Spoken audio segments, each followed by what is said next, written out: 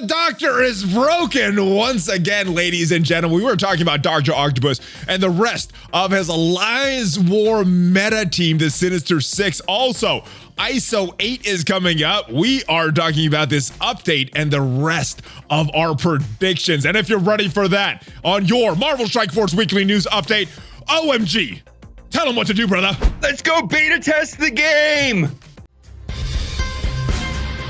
ValleyFlyin.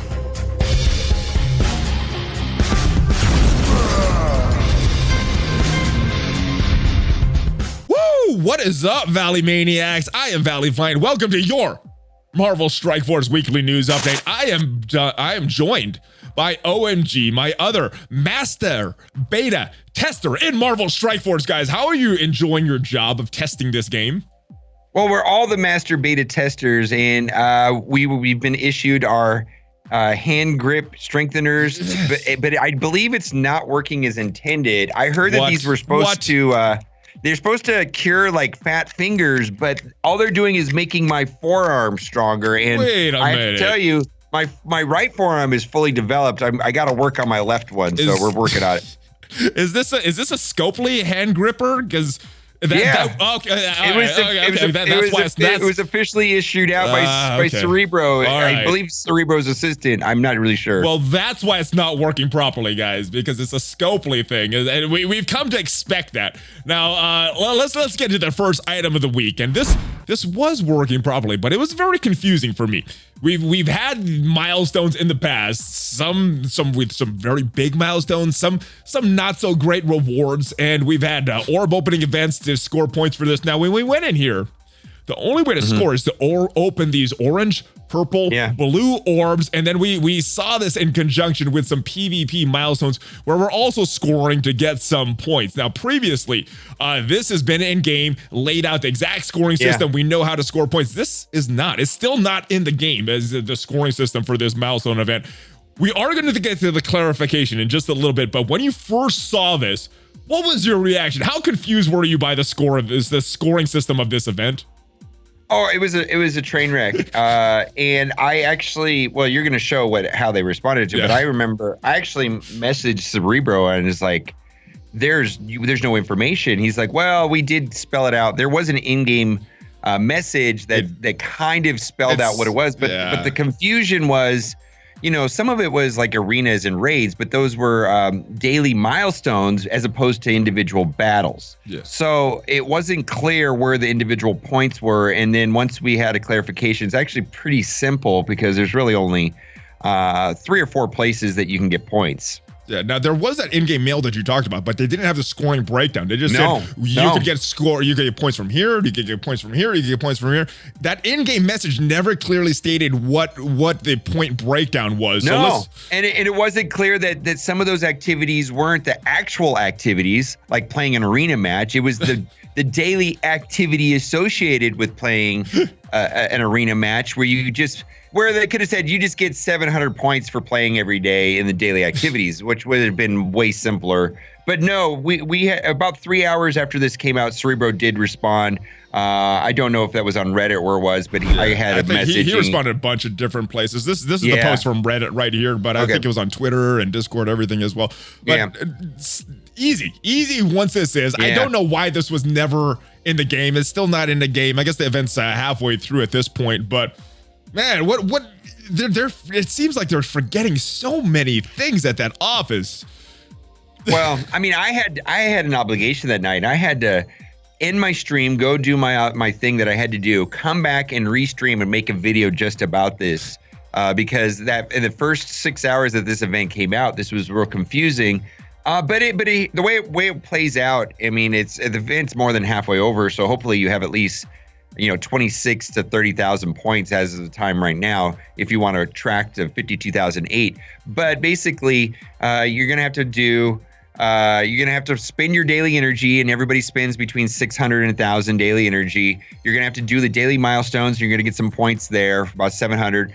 There's some login rewards where you can get like 1,500 from logging in every day for the event. But the primary amount where the points are going to come from is from blitzing and the PvP milestones. Unfortunately, the PvP was daily, so you get 1750 from that, or 17 something like that, and then you have to blitz approximately 48 blitz matches a day. And so there's 3 ways that you could do this. You could blitz a lot, like someone like you that blitzes a lot, you probably can do 4 or 5 rotations a day and not have to do PvP. Or you could play PvP and play PvP for, let's say, an hour, do complete rotations. 48 matches is 2 complete rotations if you have a lot of characters in your roster. And, that takes, an hour and a half to 2 hours. But from what I could see, that to finish this event for free was about 2.5 hours of work. Or are you talking per day? Per day or per day? Okay. Per day. Or you can pay, $100 or something, whatever those $25 packs were, and not do a lot of this. I know Jimmy was able to purchase $100 worth of me, and that basically eliminated the need for me to do blitzing at all. Well, that was my next question. I was like, are you blitzing hard for this event? No, how are you going to score? Money is the way. No. Money, actually, PvP I'm a milestone blitzer, so I did get points from that, right? Milestone blitzing, but and so the $100 was actually too much. I do the PvP. I probably could have got away with $50 to $75 because of the PvP that you're doing. Yeah. Okay. And if you look at the rewards, what they normally cost in game and what they would cost if you just bought this, it's a lot better now. But let me ask you about these orbs. Now, let's go back into the game, because Casino brought this to my attention.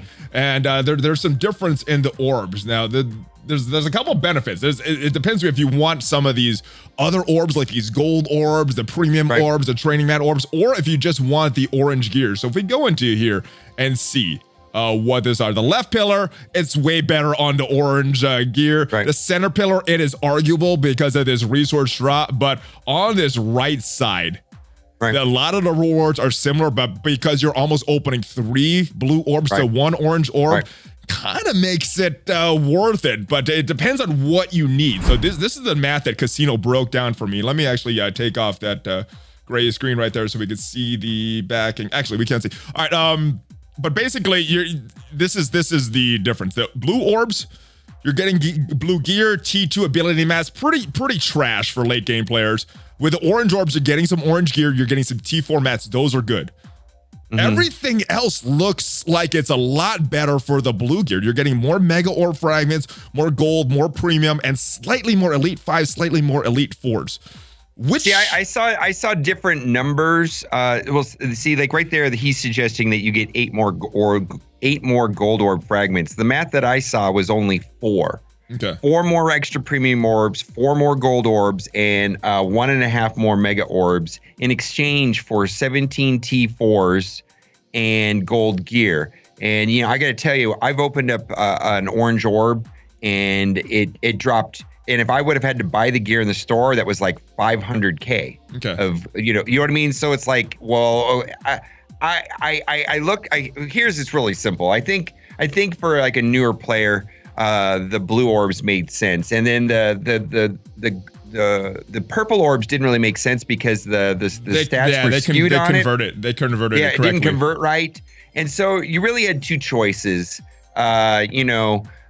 between gold and the blue, and if the orange and the blue. If you chose the orange, you're going to get less gold, less mega orbs, less premium orbs. And now a veteran player is not going to care about mega orbs or premium orbs. So then it comes down to a modest amount of elite 4s and a significant amount of gold orbs in exchange for a gold gear. And from what I could see, because you're going to open, if you do go the orange gear, you're going to open up a total of 33 gold orbs for the whole milestone. For the whole event. Okay. Yeah, the whole event. And some of those orbs, if you price out the gear inside of them, if you bought them in the supply store, were like 500,000.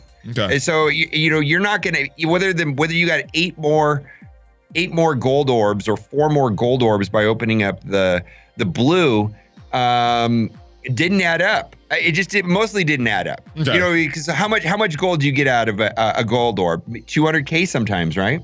Sometimes, if I'm lucky. Sometimes, if I'm lucky, yeah. I'm lucky. Yeah, if you're unlucky too. So, but here's the thing: is it kind of was a no-brainer though if you have a high value for a mega orbs and premium orbs, it'd be, to do that, to definitely go into the blue orbs, because I don't know about you, but anytime I open up a premium orb or mega orb, it all goes into the Ultimus store. I mean, it's like a 90% chance it's just Ultimus food for me. So, but for a newer player, I think they have a higher value in mega orbs and premium orbs, and probably the blue orbs for a lot of people was the best choice. Yeah, I'm a later game player. I ended up going for the blues as well, because even though most likely it's going to go to that Ultra store, I wanted that slight chance to get a few more X4 stars and hopefully get Doc Ock to the next star level. So I was risking it with these blue orbs.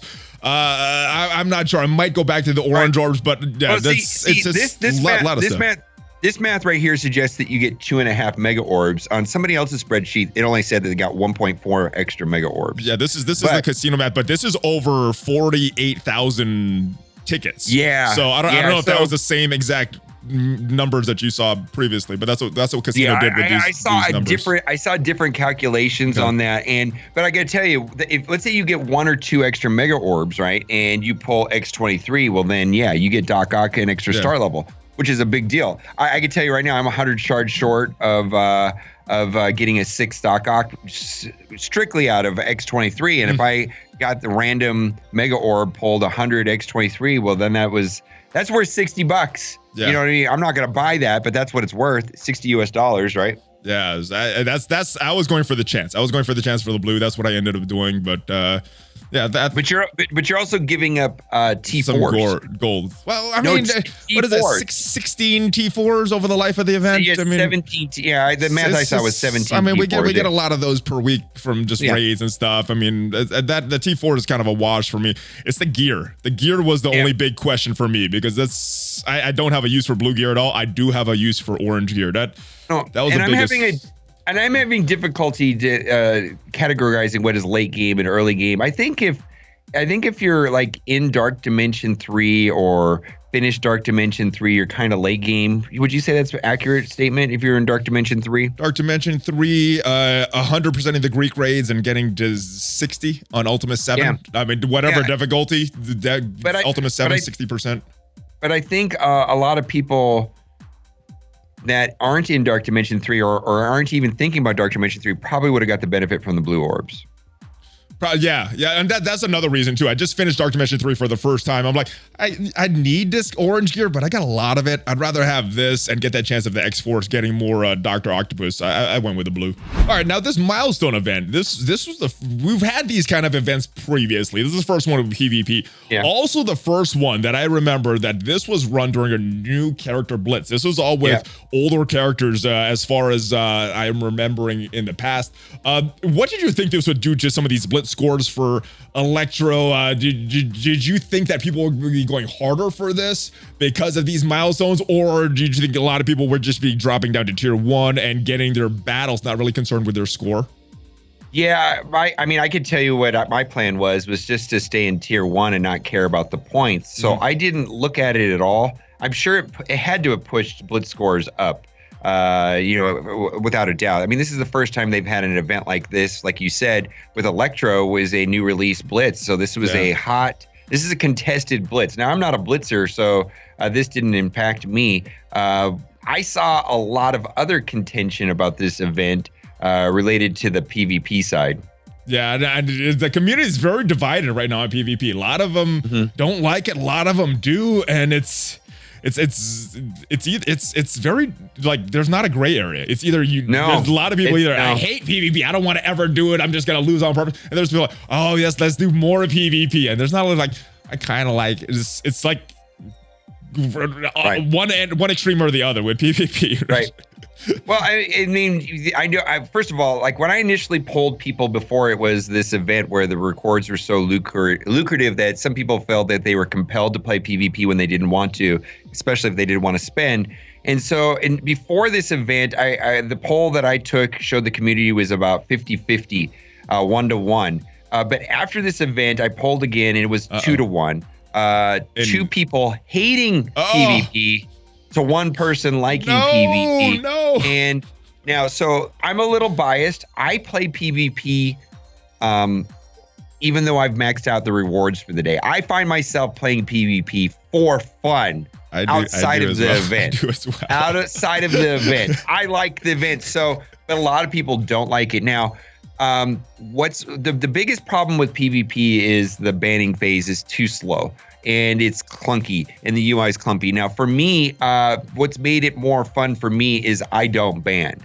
I just do aim. I just ban aim, and hopefully the other person aim, and that cuts probably 2 minutes off of the entire process. Yeah. Us not scrolling through to find Ultron and Phoenix. Now, that may not be the smartest logistically, but it definitely has made it more enjoyable. And there could be a case to be made that it's a little bit more challenging to do it that way. I've been doing the double aims as well. Yeah, I did that a lot on stream this morning. I used to go for that certain team, and now I'm double aim and said, let's see. Let's get Phoenix in the mix. Let's get Ultron in the mix. Let's see what happens. No, let's go. I mean, because Phoenix is not an auto win, and Ebony Maw, there's counters to Phoenix. Like, you can definitely work around Phoenix. You can work around Ultron with Black Bolt, and if Doc Ock was working correctly, then you've got counters to the Ebony Maw, you've got counters to Yo-Yo, and because there was about an hour where Doc Ock was working correctly, and that was a lot of fun. That was a lot of fun when he was working correctly. He kicks some butt, especially if you manage to get him with Electro or Swarm. My goodness, I've got my butt kicked 2 times when they've gotten Doc Ock and got either of those characters. Those are the only loss I've had in like the past 3 days is when they've gotten Doc Ock and Swarm or Electro. Swarm is quite good on his own. I mean, you can't blind. He flips the negative effects. He's great. You don't have to worry about blinds and Magneto and Taskmaster. There's a lot of stuff going on in PvP. If you enjoy PvP, there is a lot of subtleties to it. And I'm afraid that it changes with every new character that comes out, and Doc Ock is changing it again. And I love it, but a lot of people just don't like it. And it seems also to me part of the frustration is also that the people that don't like it are doing things that make it a waste of time or waste people's time that do enjoy it. Yeah. And so there's also that camp of people too that are annoyed with the people that don't want to play PvP are having to do it. They're making bad picks on purpose. They're losing on purpose. They're quitting. They're stalling the matchmaking, that kind of stuff. Quitting is not that bad because you get the loss if the person quits. But stalling, all that other tactics and all that stuff is just dirty. If you're gonna throw the match, just go in and throw it. Take your loss, give the other person the win, or play it serious. Yeah. But all this other stuff, that's just bad. This is what I will say though. It's like I've read through and I've filtered through enough of the community's comments. There is a large number of people that really do not like being compelled to play in PvP. And the reason why I use the word compelled rather than forced is because, of course, people are not forced to do anything. But the lucrative nature of these rewards is compelling to people to play a game mode that they maybe don't like or haven't experienced or just absolutely hate and don't have the time for. Yeah. And I don't know if that's a good thing. Yeah, I mean, if it started out as 50-50 love and hate towards PvP, and now it's going up as far as I hate. I don't know if this milestone event is having the intent that Scopely Foxnex wants, but yeah, so I don't know. Let me know your comment. Let me know your thoughts on PvP, guys. Love it, hate it. Let me know either way in the comments. Let's move on to this Blitz though, because this, like I said, this was the first Blitz that we had in the middle of the milestone rewards we've had in the middle of a new character Blitz. And as far as the scores, we can see some of the scores right here. The Electro Blitz, the cutoff for top 1%, 18 million. If we go back to the Zemo Blitz, 16.1. The second Zemo was 16. So it did go up a little bit. And I'm not sure if that's just a natural progression of having a new character to the next character or relation to these milestones. Where's your head leaning right now? Well, I don't have any thoughts on this. Okay. My question was more towards you because I don't blitz. I'm a milestone blitzer. So like you're asking the wrong person. I don't know. I've never competitively blitzed ever since it went to the 2-hour cooldown. And so my question is there a new an additional 8.3 team that would push these scores up is my question. Possibly Hydra, possibly Hydra and Electro, possibly Hydra 2.0 coming to the game. We didn't have that before Zemo, so it could be that. Is that just an additional team that pushed the scores higher, or is it because of the milestones? Is my question. It's hard to say. I mean, 16. 2 weeks later to 18. I'm not, and it's a new character as well, so it's kind of hard to say. I guess we're gonna see in this next Electro if it's really the milestones or the scores.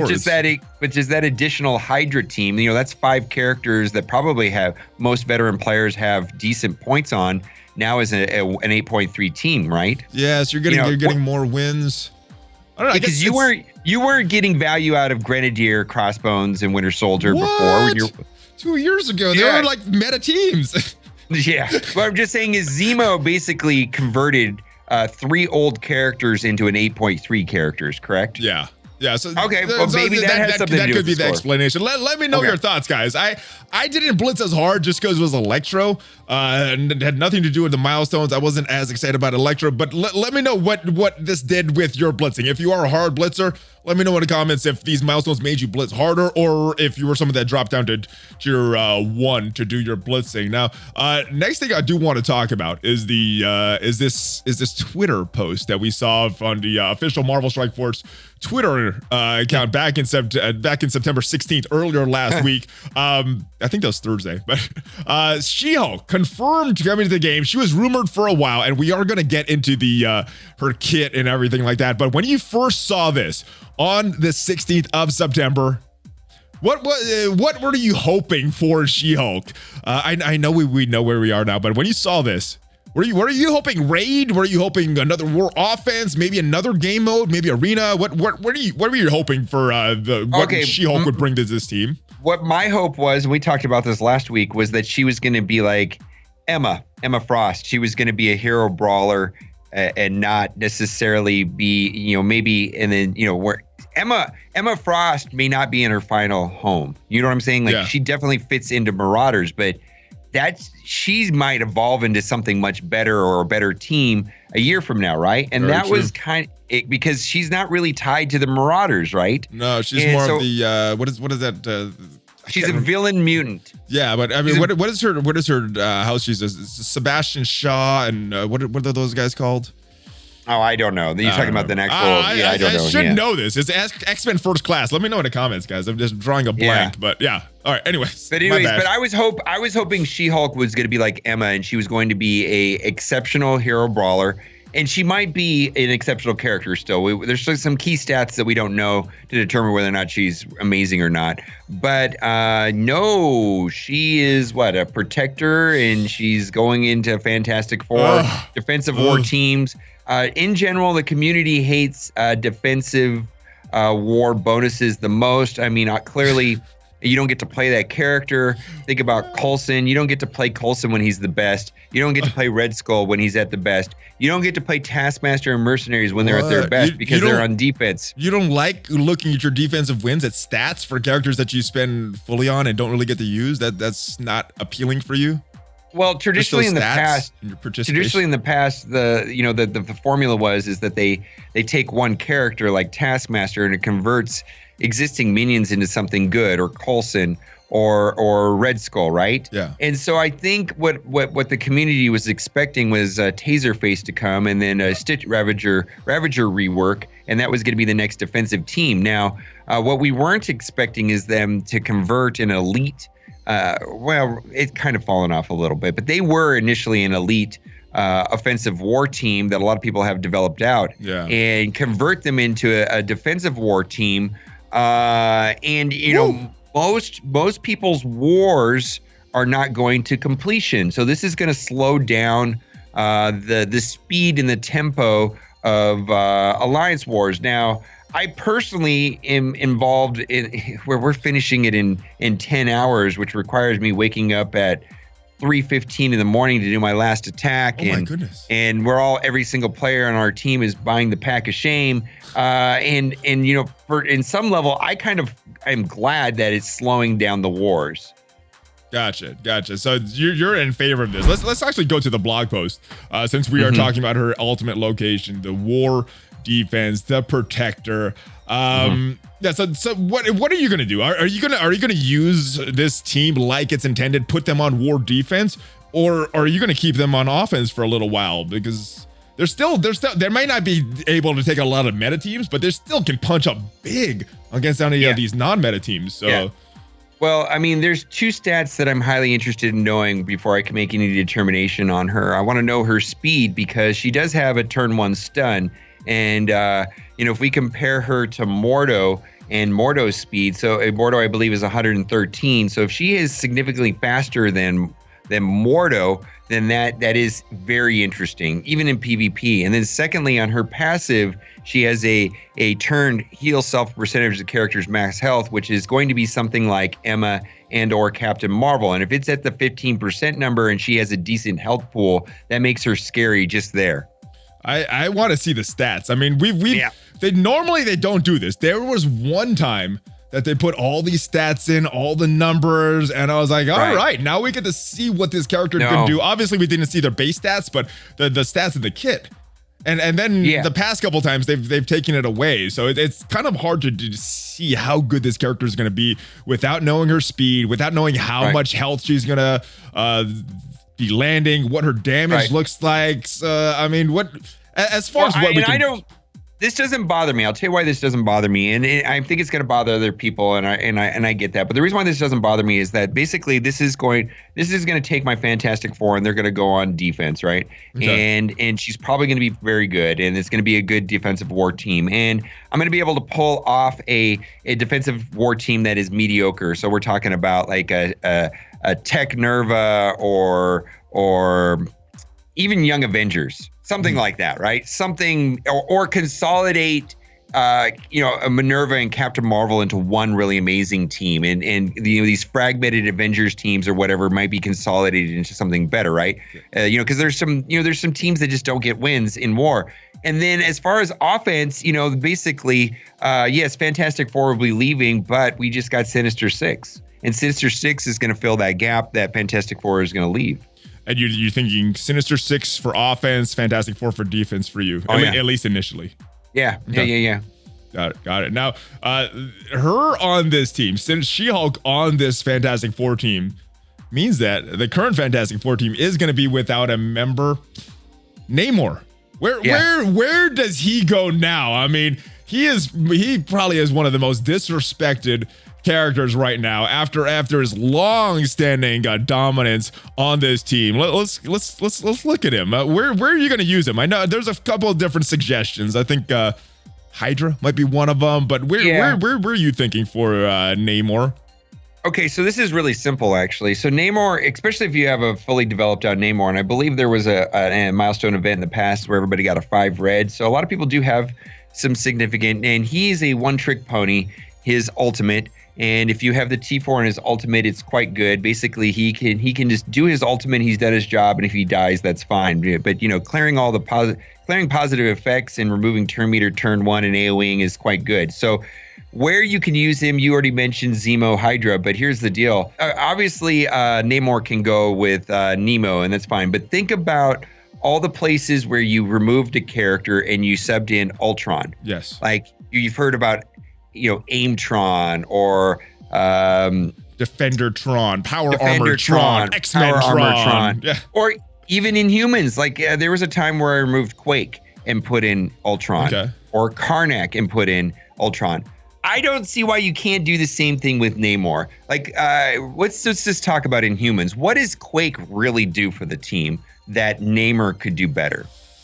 You know what I mean? Like you could definitely pull Quake out and just put in Namor. If it makes sense, if you have a weak Quake and you have a strong Namor, why not? Same thing is true with AIM. If you're using Monstrosity or Researcher, where normally you had that Ultron, that Aimtron team, why couldn't you just put Namor there? I'm just saying it depends on where your stats are. But I think that of course the logical choice I think that most people are coming up with is that. Baron Zemo is really a 4-man team. Namor would help that team for sure, and as long as he takes a turn, You're good. It's done. He's going to take a turn. He's going to do his ultimate. Yeah. He's going to do his ultimate after that. I don't know, but he's going to have offense up. He's going to clear some positive effects. It's unblockable, unavoidable. I mean, it's a pretty amazing ability. And the thing is this guy, and reduced speed bar. He's done his job. Yeah. And what I see this guy doing the most, frankly, is going on Baron Zemo against mercenaries. Okay. Yeah, they have a lot of buffs in the beginning, so clearing 3 of those. Because I can see, especially if it's the Shuri one. Oof. Yeah, you know what I'm talking about. The Shuri, the Shuri ups. mercenaries. Yeah. So this is because basically you don't want to get stuck behind a taunt. You don't want them to have those 9 million deflects that are coming from Riot Guard. And you can clear all of that. And if that allows you to get to the Taskmaster and finish the match quickly, that's what's going to happen. Plus knocking down 40% speed bar. Plus the Baron Zemo gives the ridiculous amounts of speed to that's a fast team. It's a fast team with it just gives you enough. And I don't know how the turn meter would line up with like the AoE from Crossbones or anything like that, but it seems good. It seems like that's where I'm going to use. I'm going to look at that first, specifically against mercenaries. Yeah, I don't know how it's going to work out in practice, but at least on paper, it looks like you can do some pretty big punch-ups with that team.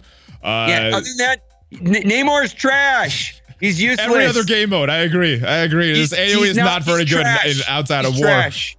Yeah, he's trash. Yeah, go back to Sandusky, Namor. All right, let's move on to this event, though, brother. This I've been looking forward to for a little while. This Dr. Octopus event only got the 5-star on this. When you saw him, that he was coming to the game, how much hype did you have about Dr. Octopus finally coming to the game?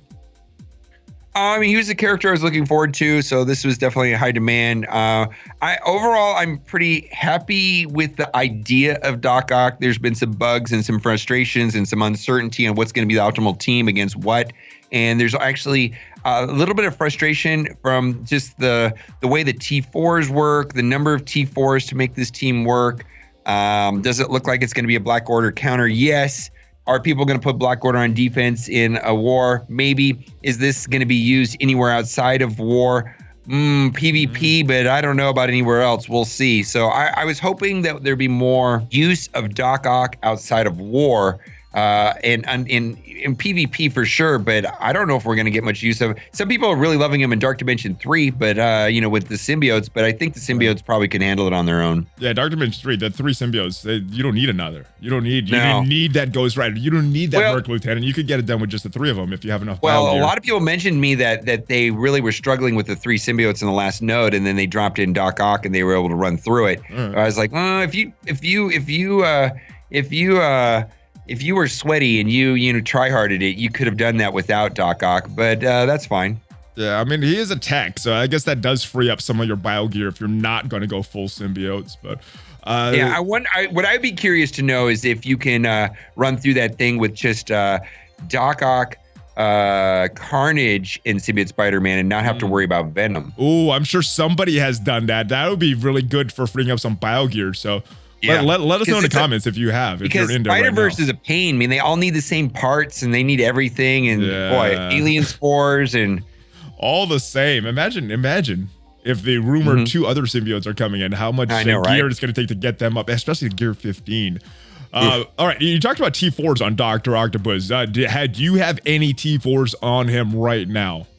All right, so here's the problem. Like, we had speculated that by doing his special signature recharge, that the summon would all be maxed out, kind of like the way it works on Mr. Sinister, and that it would immediately go to 7775. It does not work that way. Basically, using doing the special on Doc Ock only gives the special a boost on the summon. So that might be all you need, though, if you're summoning Shocker.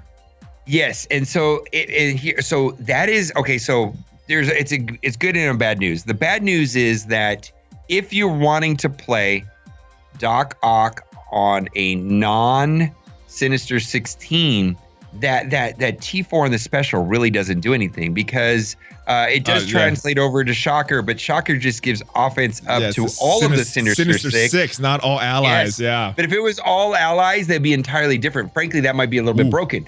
I mean, if Shocker gave offense up to all allies, it's a different character.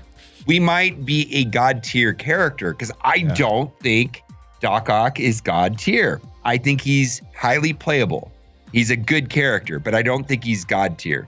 And that might have made him god tier if Shocker ability said all in, because then that'd be very useful in outside of war and other modes. Yeah. So what's happening with the T4s on Doc Ock is that three of them are useful. Everything but the basic, right? Yes. And but they really are. Yeah, that's fine. But that's actually a really good ability. Can't be dodged and plays slow. His basic attack is actually quite good. I'm just talking about the 60% extra but not the T4. The T4 is all right. T4 doesn't do anything. But so I'm looking at Sinister Recharge, his special. Master Planner will eventually be working. Eventually it'll work properly. That works, yeah. But there's some problems still with the. We're gonna talk about the bugs, but anyways, I'm a little. So my frustration with Doc Ock right now is it doesn't look like he's gonna be that great outside of war and maybe PvP, but we'll see.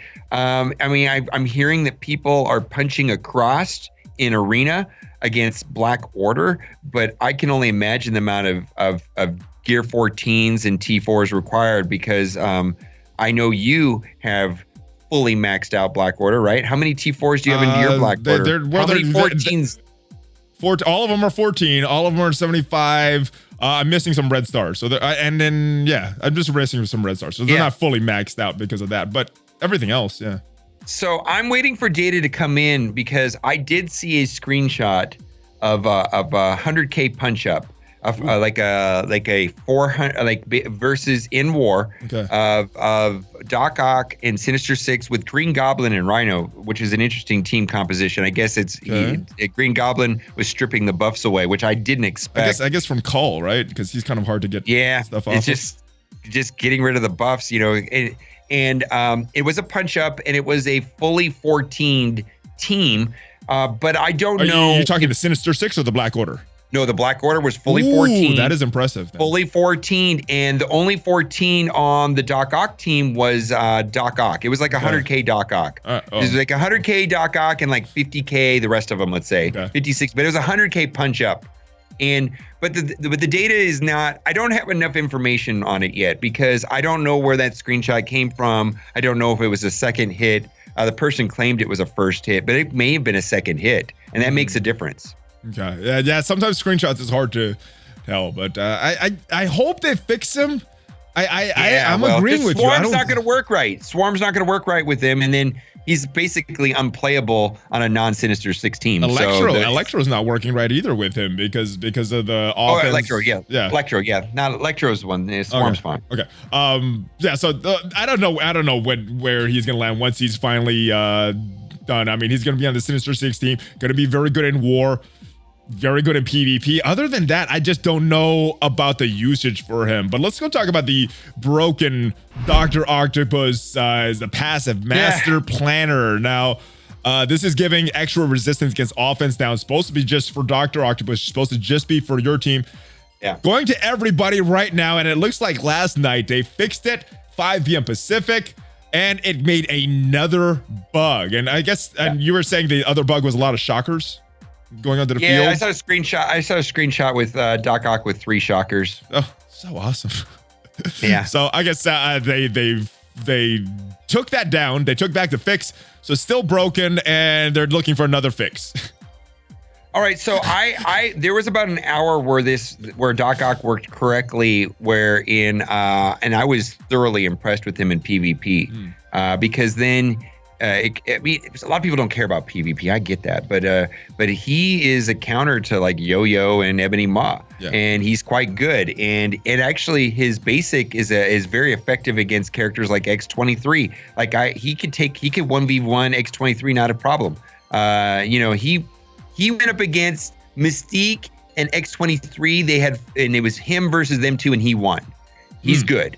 He's good in PvP. And but until they fix this, he's almost unplayable. Almost unplayable because you can't pair him with your own Ebony Maw. You can't pair him with your own Yo-Yo. And plus, he's not, and Electro puts offense down, and they're just not getting an offense down. Well, it's weird. Electro gets a bunch of focus. He gets a flat amount. Dr. Octopus gets the percent base. Sometimes it'll stick, sometimes not, but yeah. It's supposed to always stick. Yeah, well, they have defense up. Electro's not sticking. It's just that simple. But it's supposed to. It's supposed to, and it should. Yeah. I fully expect them to get this working. It's annoying. Also, in light of the fact, if we look at other legendary characters that were released in the last year, let's say Phoenix, Black Bolt, Invisible Woman, Shuri, Ebony Maw. All 5 of those characters I just rattled off right there had something wrong with their release. I remember as far back as Black Bolt. Ebony Maw's drain wasn't working correctly. Black Bolt's still not working correctly, but I don't remember the Invisible Woman, Phoenix, or Shuri. What was wrong with them? Okay, Invisible Woman was the wrong gear. Remember, it was the Mystic gear instead of the Bio gear, and they had to refund people's gear. And then Shuri, remember in raids where it says it gave deflect to all allies, but the tag said Wakandans, and the tag was just wrong. Oh, that was one in our favor. So I like that one. I like that one. But she was old. Phoenix is newer. So. And then Phoenix on her ultimate in her main form, her primary form, is not, the text is still wrong with the flat focus versus the percent focus. So how many broken legendary characters? And I think, and I didn't want to go with you. This is the 6th one that's broken, basically. That's legendaries, but I heard that you were talking with Remenex about just characters total that were released, and like a huge percentage of the characters that we're getting are broken. Not just legendaries, everybody. 67% of them, 67. I mean, Baron Zemo's ultimate's not working correctly. Still. I mean, it's just we could go through every character. It's like we went through like every character released in the last year, and it was more than half had something wrong. Scopely, my goodness. I guess I was gonna say do your testing, but we are the testers. We're supposed to figure these things out, get back to them so they can fix their game. We are the people that spend money on this game and find all the bugs. We pay them and we do their jobs too. So awesome. I love it. Yeah, I think there's 2 camps on that. I think there's a large percentage of the player base that is realizes that we have a lot of content coming in. There's been COVID. They communicate well. They usually there's a good turnaround and the fixing of the bugs, and then there's typically compensation. And then on the other side, there is players that are spending an astronomical amount of money for some sort of exclusivity to get a character first and get some benefit from that. And what they're buying is bugged characters that are not working correctly for about a week, and they're like, why? And I'm worried that that's going to disrupt the in-game economy, and it's going to piss those people off. It definitely will. It definitely will. I've been hearing reports of people getting mad. And let me, before we move on from this topic, let me just get your opinion.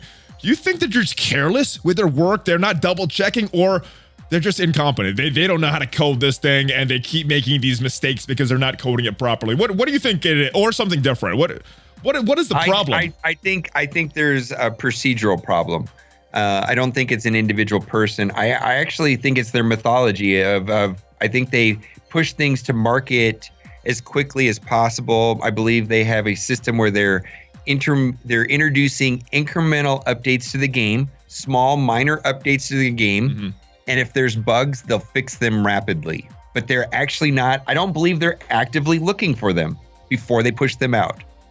That's our job. That's our job. I believe that's exactly what's happening. I believe it's a part, and I've heard from many people about this agile system, this Scrum system. I don't understand. In fact, someone that worked for the company was very upset with me in my last video when I presented this agile Scrum system in a way where that is the methodology, is to to push out content as quickly as possible and communicate well with your end users and respond to the problems. But and there's supposed to be a loop in there for them to catch things before they go out. But I'm telling you right now, that's not happening. There's something wrong with the procedurals. Something. I mean, we've seen the post a couple weeks back said we take pride. We feel all of these hits, and we're our harshest critics. Yes, something. I couldn't remember the exact words. That is it. You remembened it better than I did. And then that's where he came up with the hand. Yeah, that we were our harshest critics. We ordered some hand grip strengtheners to fix our fat fingers. And you know what? And Cerebro is an excellent communicator, and I think he's easily the best community manager I've ever worked with in any game. And and he's the messenger at this point. And I get the feeling that this is my feeling. In other games, they usually what I've heard is that they have one lead designer that micromanages the whole project, and they're almost like a micromanager, and everything goes through that one person. That person knows everything and is and I've heard that in this game it's a little bit more fragmented, and everything goes off to the department heads, and there's not one individual person that's absolutely 1000% in charge of everything. And I think that's why these problems are happening. Well, if that is it, I hope that they realize that they need someone. They need one main person looking at that and can solve these, because I joke about these. I joke about the rewards. It's cool, but it does get frustrating, even for me, getting these rewards and some of these things. All these constant bugs, every single character. It gets old. It gets old. I know the player base is test your stuff. I don't think people realize they don't sit on content that is ready to be released. Like, oh yeah, we've got 6 months of updates already sitting in our databases. We just have to push it out. It's not like that. Some of this stuff is ready like a day or two before it goes live. They're not sitting on things to be pushed out. Like, it's not like they're just like, oh, should they? Is that part of the problem? Maybe. I believe that there's a conflict there between, pushing out things in a timely manner in a schedule versus making sure it's airtight. It's unbelievable how bad it is lately. I don't know how much I want to rant about this, because it's almost every day that I rant about it. I mean, we could rant about this every day. Let's move on. Yeah, we got Electro that just came to the Orbs, and this is the last 3 characters in this update coming very soon. We're in the midst of this Blitz. Swarm was in these mega premium and all these Orbs during the middle of his event. Zemo in the middle of his 2 Blitzes. Electro in the middle of her 2 Blitzes.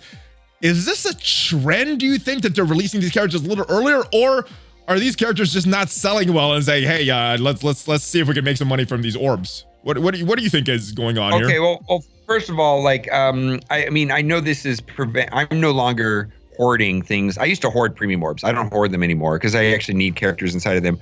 I do take issue with them removing Pyro from the Mega Orb.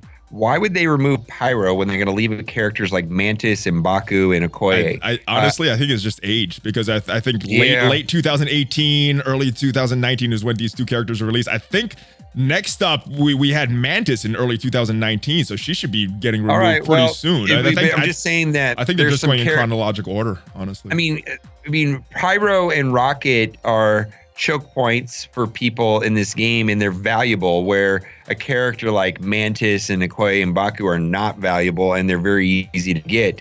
And so I think that maybe it's just a schedule, but I just don't like that. But as far as the release of the characters early, the premium orbs are so diluted and so hard to get characters predictable manner out of there. It actually makes no difference to me whatsoever. Yeah. It does make opening premium orbs, or 1 in 10 of them I get something maybe I want, but it's great. But I don't think anybody is depending on premium orbs for anything at all.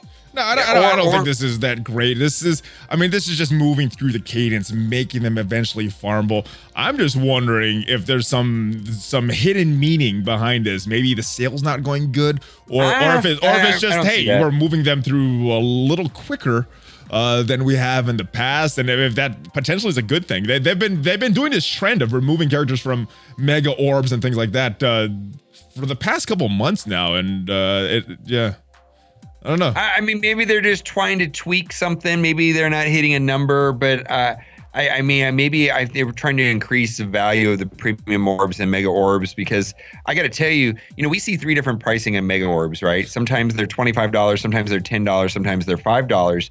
I don't even know if they're worth $5 to me. Because the last mega orb you opened, did you get anything you needed, or did it go all the ultimates? I know that. Remember all the mega orbs, because that's how excited I've been about them. And I know that they're probably looking at mega orb sales, and I think those mega orbs are incredibly high value to new players. I mean, boy, you're a newer the better player. They are. Oh yeah, let's say you pull 100 Hella, boy, you just hit the jackpot. Your roster just got skyrocketed to getting Black Bolt so much faster, and maybe even Phoenix a lot faster. So, but for me, it's just like, wow, I pulled 100 thing. Okay. Yeah, I mean, there's only like 3 or 4 characters that are not that I'm farming right now, and there's a couple that are not farmable that I'm excited about, but. The rest of the orb is. Yeah. I have these characters at 7 stars, so not super. But excited. I don't see this as being some sort of like bad sales on individual characters. Like, swarm sales are bad, therefore we're going to put them into premium orbs quicker. I don't see it like that. That was just a tinfoil hat. But you know what is not a tinfoil hat? You know what is not a tinfoil hat? We got some really exciting news yesterday.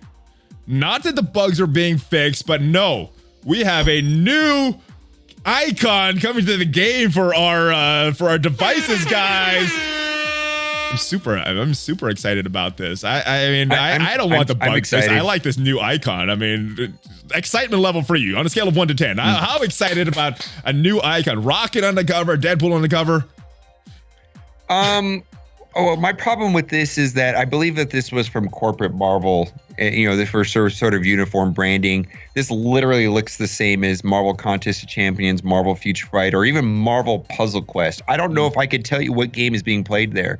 And we're getting 2 new Marvel games. From Realm of Champions, Marvel, both of them. Yeah, and then the other one is basically Future Fight 2. I don't know what it is. Yeah, I don't know. Future Revolution. Yeah. So I don't know. I mean, I guess that let's say we think about thumbnails all the time, you and I, right? Yeah. And is this a better thumbnail than that logo that means nothing to somebody that's never played this game before?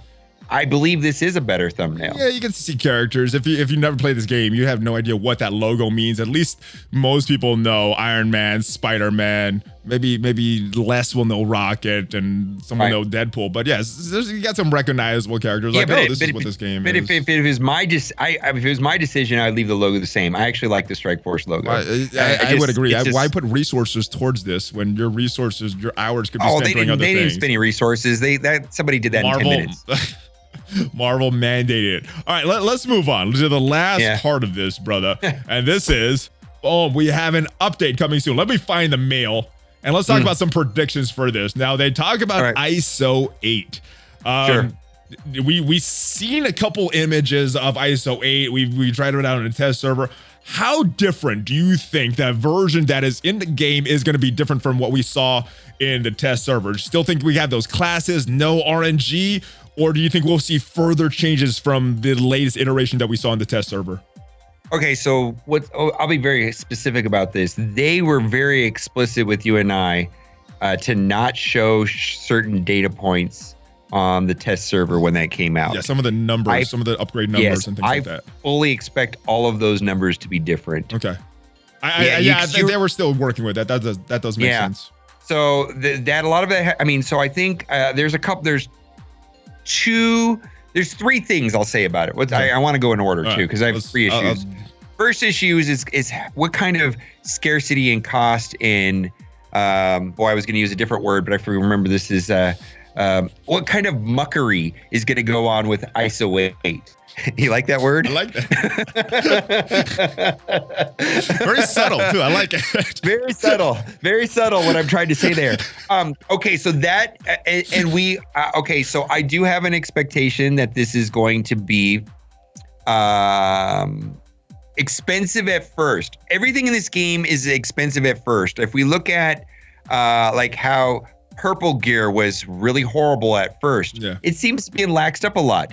Gold was way worse a year ago than it is now. Orange gear is still terrible, but it's coming down, right? You can see that they're trying to make it better, but it's tough. So they definitely relax things over time, and so the cost to be the first and the best early is expensive. 2, I think this is going to be better than most people think. It technically is new gameplay mechanics that are going to be learned. And all of the things that people hated about mods in Galaxy of Heroes are not in ISO-8. It's relatively simple. You really just got to pick one class per character, and it's gonna be really easy for us to make a video. We're gonna say Iron Man needs this or this, your choice. If you want to use it on this one, do it this one. If you want to do it on this one, do it that way. It's not gonna be complicated or time consuming. Yeah, eventually there'll be charts and everything, and everybody just goes to that. This character is this. We're gonna be able to probably each character is gonna have 1 or 2 depending choices. on the teams and things like that. It's not going to be complicated. You're literally going to, and if you don't want to figure it out yourself, you're literally going to pull up an infographic and say, okay, use this one on this guy, this guy, and it's done, right? You're not going to have to, so it's not going to be complicated. The marked system will create some new gameplay mechanics, and then so that's the 2 point. Is I think it's actually cool, right? Yes. And the third point is what is it going to do for characters like Doc Ock, Mr. Sinister, and Phoenix? Probably make them better, I guess. It's hard. There's so many interactions that are potentially happening with this ISO-8. The summons and the clones weren't getting the benefit from ISO-8. Is that going to make those characters much less attractive? I don't know. It wasn't on the test server. Maybe they will be here, or I don't know. It's hard to say. But last question before we move on to some of these other topics. Bugs. 7 bugs with ISO-8. Are you taking the over or the under? Oh, yeah, I always will bet on the bug every time, 100%. Over? Yeah. All right. Yeah. Let me know in the comments, guys. 7 bugs with ISO-8. I'll bet on the bugs every time in this game, man. That is a constant in this game. So yeah, let me know what you guys are thinking in the comments. Most 7 is the number for the over-under. Okay, there you go. 3 new playable characters. I think we know She-Hulk already. The rumors are Scream, Anti-Venom, and then there's a weird one. Those are data mines. So rumored and data mines, but yes, I'm expecting this blog post on Friday will confirm the original rumors was they were going to get 4 playable characters. So this blog post, it was of high interest to me because it said 3 instead of 4, and the 4th one I was expecting would be Dr. Doom. Yeah, the rumor was Dark Dimension 4 coming, 4. which means that Dr. Doom is available. Maybe they're factoring in that nobody's even going to get to level 80 and not unlock him, or maybe it's towards the end of the update. Or maybe we're not getting this level cap and not be able to upgrade our characters to gear tier 15 in this. But it does lead me to this next one, new challenge tiers. We saw 2 new challenges for all of these in the data mines. Right. Do you think it's going to be 2 new ones, 1 new one? And then the other question is the gear tier 15 and level 80 increase. Do you think that's going to come with these challenge tiers? Okay, so the challenge tiers are in the data mine, and there were 2 new ones, and each one of them suggested that level 80 and gear tier 15 would be required for them to finish the max tier. So, if they're going to release the challenges, are they just going to be unbeatable until we can get, with what we have now? That's a possibility. So I think we had an idea of what was coming with this patch. What we don't know is is it 4 characters? Is it 3 characters or 4 characters? If it's 4 characters, does that mean we're getting Dark Dimension 4 and Dr. Doom, level gear tier 15 and level 80 and ISO-8 all at the same time? Woo. Or is that part right there, gear tier 15, level 80, Dr. Doom, Dark Dimension 4 coming on the next patch? Is the only question I really have right now. But if the challenge tiers, it's possible that they're going to come out and they're just not going to be beatable, or with what we have now. That is very possible as well. Hey, do you think they possibly have moved a few things back because of all their bugs, and they know with this big release of ISO-8, they're like, oh, we're gonna have a lot of bugs, we're gonna have a lot of fixing to do. Let's not do this level cap now. Let's not do Dark Dimension 4 right now. Let's wait because of all this things that we're gonna have to fix because of ISO-8. And more tinfoil hat, or you think that's true? I think we're gonna know on Friday. We'll see. I'm looking forward to that blog post. I think we're gonna get confirmation of a couple characters. New event campaign. I think the logical leaning. I was actually thinking the Doomor campaign, but maybe it is a She-Hulk event campaign as well. So the event campaigns are usually are those flash events? Okay. So somebody's getting released during that with the event campaign, I guess. But the rumor is that She-Hulk is going to be a event campaign character. But if they event campaign, maybe what does that mean? Event campaign? Does that mean you know what? I was thinking new chapter to Doomor, but I think you're right. I think it is a flash event for a new character release. That makes more sense. Doom 2 could be released. I mean, that makes sense to do Doom 2. It could be. What if it's a new monthly challenge for training materials? I have no idea. Oh, that would be awesome. Let me know what you guys think this means. I was leaning towards Doom more, but when you said the release method, I think it's one of these flash events. Let me know what you guys are thinking in the comments, guys. I just think it's She-Hulk. That's all I think it is She-Hulk. Makes sense. Woo! So I guess we're going to learn a lot of things on Friday, guys, in the blog post. What is coming in this update, and we'll have a clearer picture. Thank you so much, brother. It is always a pleasure. Before you go, do you have any shameless promotion that you want to do? I know you don't like doing it, but is there anything that you need to be promoting before you go? I'm the best. Woo! I don't know. Yeah. All right, he is the best, guys. Check him out. Check him out. He's all over the place. You can find him on Twitch. Is that what you meant by shameless promotion? I think that's what you mean. Shameless promotion. There you go. I'm the best. It is. That's not exactly what I meant, but it fits the definition, so it works, bro. Thank you for joining me. Links are going to be down below for all this stuff, so check him out on Twitch, YouTube, everything. Hopefully you guys like this video. Do a news Valley's the best. Every week. Every week. The best. Valley's the best. I try, but it's clear. People see the numbers. They clearly see who is the best. You're the best. So, I will see you guys next time. Subscribe so we can catch OMG on these numbers, guys. Like, share, all that stuff, guys. I will see you guys next time. Give me a Hulk fist bump before you go, and make sure you stop by Twitch to catch me on the mornings and then catch OMG in the evenings, guys. Hulk fist bump, ValleyFlyin, and OMG. Woo! Out, woo, baby.